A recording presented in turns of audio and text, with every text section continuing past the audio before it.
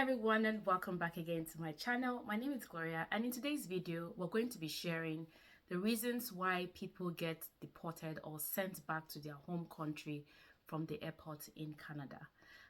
If you are interested in a topic like this, or if you are eager to know why or what are the reasons, why is it that they deport people at the airport, why is it that people are being sent back home, then keep on watching. And as you watch this video, please click the like button and hit the subscribe button. In fact, smash that subscribe button as you watch it.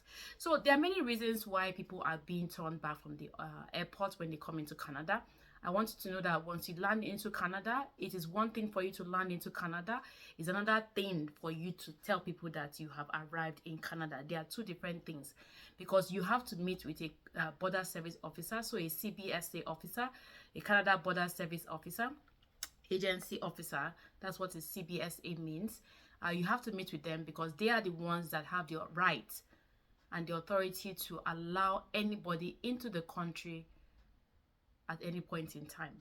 So there are many reasons why you can be sent back from the airport, and I'm going to be looking at all these points. I think I have about 10 of them. One of them could be due to criminal record. So if you are either admissible to Canada, it might be due to a criminal record. Even minor offenses that you might have committed in the past, in the present. These are one of the reasons that might make you to be inadmissible to Canada. Because of that, at the port of entry, at the airport, the officers will tell you, sorry, we cannot allow you entrance into Canada, and they will have to ask you back using the nearest flight that is going back to your home country. Another reason why you might be asked to go back or deported, or is invalid or insufficient documentation. So if you do not have valid visa, you don't have a permit, passports required to enter into the country, maybe your documents are expired, one or two of your documents are expired, this can lead you to being asked out of the country. There are people who have come into Canada excuse me, there are people who have come into Canada, and for some reason, because an agent made the application for them, they do not know their left from their right, did not know certain things that was done on their behalf. So when they come in, they are dazed because the questions that the officers ask them, they don't even know half of the answers, because an agent filled everything for them and told them, this is how you're going to say, this is what you're going to say, not knowing that the officers ask questions based on what they see. Another reason why you might be deported out of Canada is misrepresentation or fraud. So if a person is found to have provided false information on their visa application at the border, they may be deported for misrepresentation. So this could be lying about things like your purpose of travel to Canada, employment, or previous immigration history. Sometimes some people forget that they have applied to a country and they were refused visa, and the officer asks them, have you ever been refused a visa before? And they say no. In their application they say no. When they ask them, they say no. This is one of the things that makes you inadmissible into Canada, and because of that, the officers will not allow you entry into the country. You cannot lie about documents that you have with you. For example, you are on a visitor's visa and you're coming to Canada with your CV or your resume or your school certificate. And the officer sees it and asks you, why are you with all of these documents? And you tell them that, oh, I just brought them. You're already lying, because it means that you've come here for an ulterior motive other than your purpose, which is to visit and leave Canada. Okay. Another reason why you might be sent back or deported out of Canada is failure to prove your intent of visit. And this usually happens with visitors in Canada, especially visitors in Canada, because they are required to demonstrate the reason for their visit. Sometimes it's to tour the country, to visit family or friends, for business, or for other things. Some people even come here for training, for conferences. Some come for health concerns. So depending on that, an immigration officer might suspect that the person intends to stay longer than permitted, to work illegally because you don't have a work permit as a visitor, or to even seek asylum without proper grounds. If the officer understands that this is what is happening, the officer has the right to hinder you or refuse you entry into Canada. Another reason why you might be deported out of the country is because of health reasons. So a person may be denied entry if they have a serious health condition that could pose a risk to public health or put an excessive demand on Canada's health services. You know, when you fill the application, they ask you a question about your health and everything, and you must have answered correctly. So, you know, there are a list of health questions that are on a visitor's visa application, on a study permit application, on a work permit application. So you need to answer correctly. If you are ill, you need to say you are ill so that they kind of know. But if you have lied and you have come to Canada and it shows that you have a health challenge or something like that, you might be asked, you might be sent back, because you are going to put a load or a burden on Canada, who is trying so much to care for its own citizen. So you are going to put a load onto the system. So that is one reason why they might ask you to go back. Another reason is because of security reasons or concerns. So individuals pose a security threat, such as suspected involvement in things like terrorism, espionage, organized crime. If you are found to be in one of these things, you might be sent back to your country of origin. You know, some people forget that Canada shares information with places like UK, US, and some other countries, Australia, for example. So even if you have committed a crime in Australia or in UK, Canada will still get to find out, because they will ask this question, and they will get to know. And once they find out, that is a bad sign for you, because you're not going to be allowed entry into the country. Another reason why you might be deported out of the country in Canada is because of previous deportations or immigration violations. What does this mean? So if someone was previously deported from Canada or another country, or has a history of overstaying visas or violating immigration rules, they may be barred from entering Canada. So let's say you go to US, for example, for a holiday, and instead of you to spend 2 weeks, you ended up spending 2 years. You've already overstayed your stay in that country. You have already broken the immigration rules. You have already flouted. So that's one. If you go to another country and you now overstayed, or you violated, or you did something wrong in that country will share that information with Canada, and Canada will bar you from coming into their country. So you want to take these things very seriously, so that you are not deported when you arrive into the country. Another reason why Canada would refuse you entry or deport you from Canada is because of financial insufficiency. And what this means is that travelers may be deported if they are unable to prove that they have sufficient funds to support themselves during their stay in Canada. Some people come to Canada on a visitor's visa, for example, and they're going to stay for 2 weeks. You know, me and you know that for 2 weeks, if you're going to stay for 2 weeks, you're going to stay in a hotel. You're going to pay hotel bill, number one.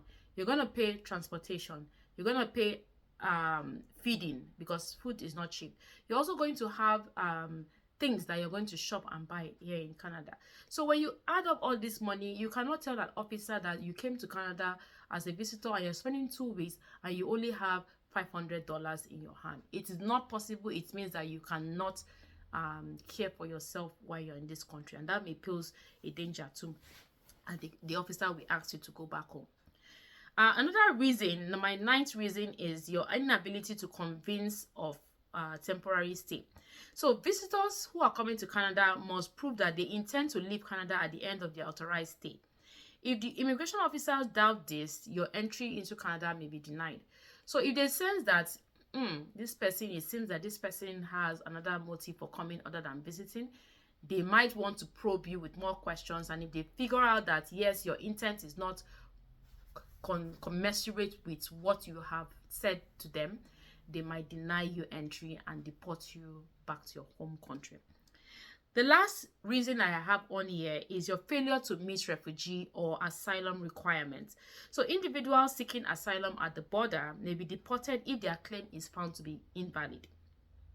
If they are arriving from a safe third country, or if their situation does not meet Canada's refugee criteria, they might be sent back. And I know most recently, some people who come to Canada on a visitor's visa, when they get into Canada, they just decide that they're going to seek asylum. You need to have a strong case and back it up I know that there is a procedure. I do not know that procedure. I do not talk about that procedure.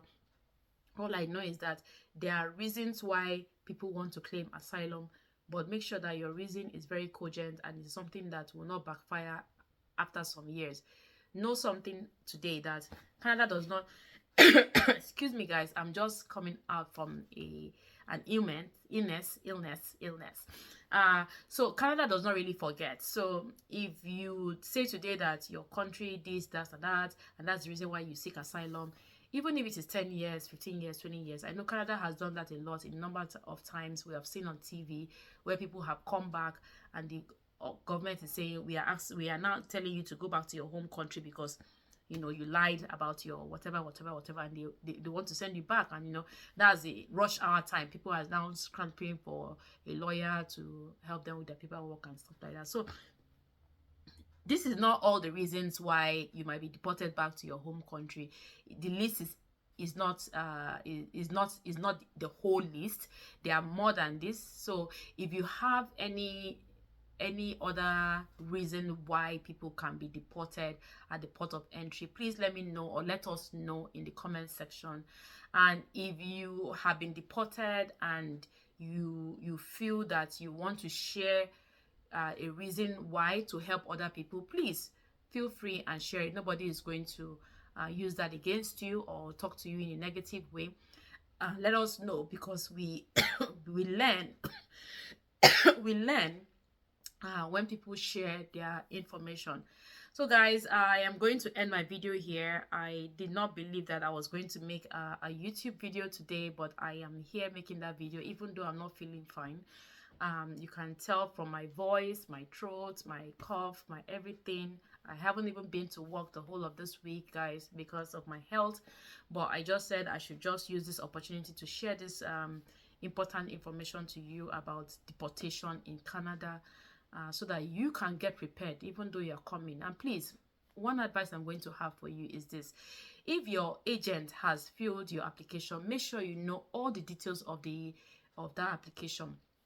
Know it to the point where you can say categorically that you know everything that the agent has done. And for those of you who are coming to school here, please ensure that you know a little bit about what you are coming here to do. You know the school you're going to, you know the course you are taking, you know how long the program is for, you know when you are going to complete your studies, you know you have everything ready, you have your POF with you in case they ask you, because they ask at the airport for some people. You have a ticket that would enable you to move to your final destination. So for example, you are going to places like New Brunswick or Nova Scotia or Manitoba, and you only have your last ticket to end in Toronto. My brother, my sister, you are shooting yourself already for problem, because the officer wants to see that you have your flights moving to your final destination, which is where you're going to school. So make sure you have your ticket with you. Even though you're going to stay in Toronto and just see maybe friends or family, you can explain to the officer and say, I have a family or friend that I need to visit, so I'm going to spend the night here, and this is my ticket for my flight to my destination in school. And for those of you who are visitors in Canada, please know that there are certain restrictions for those who are visitors. One is that you cannot work. They have stopped LMIA, so there is no longer LMI. You cannot work in Canada as a visitor. If you are doing under the table, you are wrong. If you are caught, you can't come to Canada for some years. If you are doing other things that are fishy here in Canada, remember that the country does not forget. They will fish you out. One other advice I'm going to have for international students is this. Now, this is September 2024. The school is now sending your attendance to IRCC. They are sending your grades to IRCC. When you fall short, they can ask you to go back home, because that means you did not come here for studies. Guys, please take these things very seriously. Canada is trying to reduce the number of temporary residents in the country. So as long as you are here, do everything that you can to make sure that you don't get into trouble. Until I see you in my next video, guys, please don't forget to watch the videos that I have made on my channel. I usually put them up here so that you can see them. I have not done that in a very long time, but I'm going to start getting to doing that again. If you do have a question for me, please let me know in the comment section. And for those of you, my returning subscribers who have always been coming back to watch my videos, I do appreciate you. One love, thank you so much. Please don't forget to like and share. That's the only reason YouTube will move my videos to other people. And if there's something that I miss on this video, please let me know. I'm not an island. I love to share information and I love to get feedback from people. If there's something you want me to work on, let me know. If you have an idea or a video idea for me that you want me to make on, please let me know in the comment section. And one thing I will say is continue to pray. Don't forget prayer, because with God all things are possible. That's just what I'm gonna say. So until I see you in my very next video, stay safe and bye.